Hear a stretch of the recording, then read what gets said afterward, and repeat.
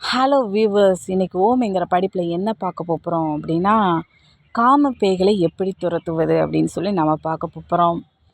சரி, காம பேய்கள் எதுன்னு நிறைய பேர் சொல்கிறாங்க, சொல்வதெல்லாம் உண்மை அப்படிங்கிற ஒரு விஷயத்தில், இல்லை நிறைய ப்ரோக்ராமில் எங்கள் அப்பா என்ன தவறாக நடந்துட்டாங்க, இல்லை என்ன அண்ணா தவறு நடந்துட்டாங்க, தம்பி தவறாக நடந்துட்டாங்க அப்படின்னு சொல்லி சொல்கிறாங்க. என்னுடைய வாழ்க்கையில் என்னுடைய அப்பாவை பற்றி நான் சொல்கிறேன். அதாவது ஒரு சின்ன என்னுடைய நான் என்னுடைய 14 வயசில் ஏஜ் அட்டன் ஆகக்கூடிய சமயத்தில் என்னுடைய வாழ்க்கையில் உள்ள ஒரு சில விஷயங்களை நான் உங்கள்கிட்ட ஷேர் பண்ணுறேன். நான் வந்து 12வது வயதில் நான் வயதுக்கு வரும்பொழுது என்ன அப்படின்னா, என்னுடைய அப்பா என்ன செஞ்சுருப்பாங்க, நான் எங்கள் அப்பாவுக்கு மேலே என்ன செய்வேன் அப்படின்னா, அந்த என்ன சொல்லுவாங்க, இந்த சக்கப்பழம் ஏறுவாங்க அப்படின்னு சொல்லி நான் மேலெலாம் ஏறி ஏறி என்ன செய்வேன், விளையாடுவேன். ரொம்ப சின்ன பொண்ணு. நல்லா வந்து என்ன செய்வேன், நல்லா விளையாடிக்கிட்டு எங்கள் அப்பா சைக்கிளை வச்சு என்ன செய்வாங்க, ஏற்றி கொண்டு வருவாங்க. இப்படியெல்லாம் வாழ்ந்துட்டு வந்துட்டுருந்தாங்க. திடீர்னு நான் ஏஜ் அட்டன் ஆகிட்டேன். 12 வயசு இருக்கும் எனக்கு. ஏஜ் அட்டன் ஆன உடனே என்ன நடந்தது அப்படின்னா, எங்கள் அப்பா அதே மாதிரி நானும் சக்கப்பழம் ஏற்கனவே ஏறுவேன்ல, அதே மாதிரியே நான் என்ன செய்கிறேன், எங்கள் அப்பாவுக்கு மேலே ஏறி என்ன செய்கிறேன் விளையாடுறதுக்கு. எங்கள் அப்பா சுள்ளுன்னு ஒரு அடினா நல்ல ஒரு கையை வச்சு டப்புன்னு ஒரு அடி அடிச்சிட்டாங்க. ஏஜ் அட்டன் ஆன அன்னைக்கே என்ன செஞ்சுட்டாங்க, ஒரு அடி அடிச்சிட்டாங்க. எனக்கு வருத்தம்னா தாங்காது. அப்பா எதுக்கு என்ன அடிச்சிட்டாங்க, அப்பா எதுக்கு நம்மளை வந்து அடித்தாங்க, நம்ம என்ன தப்பு செஞ்சோம் அப்படின்னு சொல்லிட்டு மனக்கு ஒரு கஷ்டம். கண்ணிலேருந்து கண்ணீராக வருது. நான் ஏஜ் அட்டன் ஆன விஷயமே எனக்கே தெரியாது. எங்கள் வீட்டில் உள்ளவங்க தான் நீ ஏஜ் அட்டன் ஆகிட்டான்னு சொன்னாங்க. நான் சின்ன பிள்ளை மாதிரி திரும்பியும் அந்த மாதிரி ஒரு வேலைகள் நான் திரும்பியும் என்ன செஞ்சேன் அப்படின்னா, சக்கப்பழம் ஏறுறதுக்கு எங்கள் அப்பாவுக்கு மேலே ஏறும்பொழுது எங்கள் அப்பா அடித்தாங்க. இனி என் மேலே ஏறக்கூடாது, எப்படி நீ வந்து இன்னைக்கு அவன் ஏறக்கூடாது அப்படின்னு சொல்லிட்டு அதோடி முடிச்சுட்டாங்க. என்னடான்னு சொல்லிக்கிட்டு எனக்கு அழுக ஒரு பக்கம், கஷ்டம். என்னுடைய வாழ்க்கையில் என்னடா பண்ணுறது, நம்ம அப்பா இவ்வளோ பாசமாக இருந்தாங்க, இன்றைக்கி நம்மளை அடிச்சிட்டாங்களே அப்படின்னு சொல்லிட்டு ஒரே மனக்கலக்கம். என்னப்பா பண்ணுறது, எதுக்கு அப்படின்னு சொல்லிட்டு ஒரு பக்கம் என்னென்னா, எனக்கு நிறைய முட்டைகள், வாழைப்பழம் இந்த மாதிரி எல்லாம் என்ன செய்வாங்க, கொலையாக வீட்டுக்கு வந்துகிட்டே இருக்காங்க. ஒரு பக்கம் வருத்தம், ஒரு பக்கம் முட்டை, வாழைப்பழ கொலை இதெல்லாம் பார்க்கும்போது ஒரு சந்தோஷம். என்னடா நம்மளுக்கு இப்படியெல்லாம் வந்து என்ன செய்யுங்க, வாழைப்பழ கொலைலாம் கொண்டு வந்துட்டுருக்காங்களே, எதுக்கு கொண்டு வந்துட்டுருக்காங்க, நல்லா ஹாப்பியாக இருக்குதே. நல்லா ஒரு பக்கம் லட்டு கொடுக்குறாங்க, ஒரு பக்கம் என்னென்னா முட்டை உடச்சி வாய்க்கில் என்ன செய்கிறாங்க, நல்லெண்ணெயோடு சேர்த்து தராங்க. இந்த மாதிரியெல்லாம் என்ன செஞ்சுட்டாங்க, தந்துக்கிட்டு இருக்காங்க. ஒரு பக்கம் சந்தோஷம், ஒரு பக்கம் நம்ம அப்பா அடிச்சிட்டாங்களேன்னு ஒரு வருத்தம். அதுக்கப்புறம் தான் எங்கள் அண்ணன் சக்கப்பழம் ஏற விட மாட்டாங்க. வெளியே என்ன செஞ்சுருவாங்க, துரத்தி விட்டுருவாங்க. இந்த மாதிரியெல்லாம் நடக்குது. அப்போது எனக்கு ஒரு வயசுக்கு அப்புறம் நான் கொஞ்சம் வருஷமாக கொஞ்சம் வருத்தமாகவே இருந்தது. அதுக்கப்புறம் தான் நான் பெரிய பொண்ணாயிட்டேன், பெரியவங்களாயிட்டேன் அப்படிங்கிறத நான் உணர்ந்தேன்.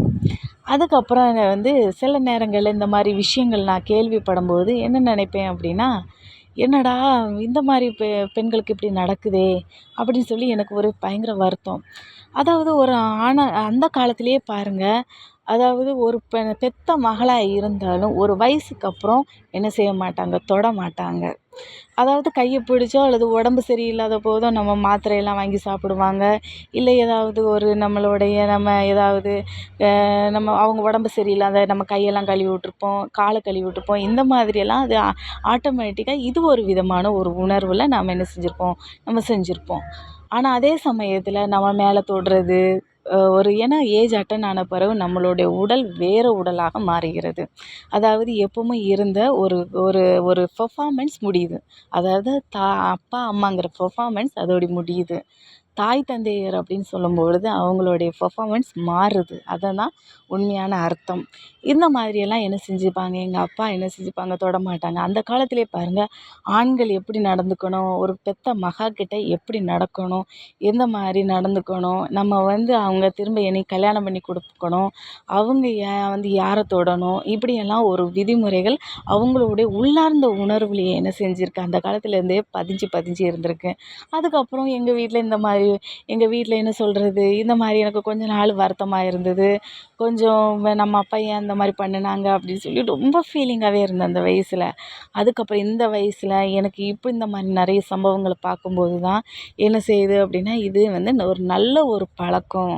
இது வந்து நல்லவங்க நம்ம சினிமாவில் நிறைய வந்து காட்டுவாங்க. அப்பா அம்மாக்களை எப்படி தொட்டுவாங்க, அப்படி தொட்டுக்கிட்டு இருந்து பேசிக்கிட்டு இருப்பாங்க. இதெல்லாம் நம்ம வந்து சினிமாவுக்கு தான் ஒத்து வருமே தவிர, நிஜ வாழ்க்கையில் என்ன செய்யணும், அப்பானா எப்படி இருக்கணும், மகா எப்படி இருக்கணும், இந்த மாதிரி ஒவ்வொரு ரோலும் ரொம்ப ரொம்ப முக்கியம்.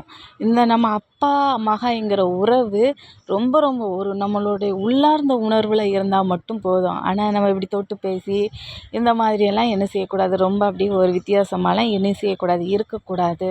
அது வந்து என்ன செய்கிறது, சினிமாவில் இந்த மாதிரி இருக்கிறாங்க அப்படின்னு சொல்லி ரொம்ப பேசுகிறது, கலகலப்பாக வித்தியாசமாக நடந்துக்கிறது, இந்த மாதிரி ஒரு உணர்வு கூட நம்மளுக்கு அவசியங்கிறது கிடையாது. அப்போது ஒரு அப்பாவும் மகளும் எந்த மாதிரி உறவில் இருக்கணும் அப்படிங்கிறது, எங்களுடைய அப்பாவை நான் சொன்னேனே, அந்த அப்பாவு மாதிரி தான் நாம் இருக்கணும். ஒவ்வொருத்தவங்களும் இப்படி தான் நம்ம வாழணும். ஒரு நம்ம அதுக்கு நம்ம அப்பா மேலே தொடாமல் இருக்கணும் இல்லை, நம்ம ஒரு மாத்திரை கொடுப்போம், இல்லை ஏதாவது ஒரு டேப்லெட்டுன்னு அவங்க உடம்பு சரியில்லாமல் அவங்கள உடம்ப நம்ம தலையை தூக்கி வச்சு நம்ம சாப்பாடு கொடுக்குறோம். இது எல்லாமே நம்மளுடைய அப்பா மகளுடைய ஒரு உணர்வு. அதே சமயத்தில் ரொம்ப குழஞ்சிக்கிட்டு நம்ம ஒரு கெட்டி பிடிச்சிக்கிட்டு வித்தியாசமாலாம் அதுக்கப்புறம் ஏஜ் அட்டன் ஆன பிறகு நம்ம இருக்கணும்னு அவசியம் இல்லை.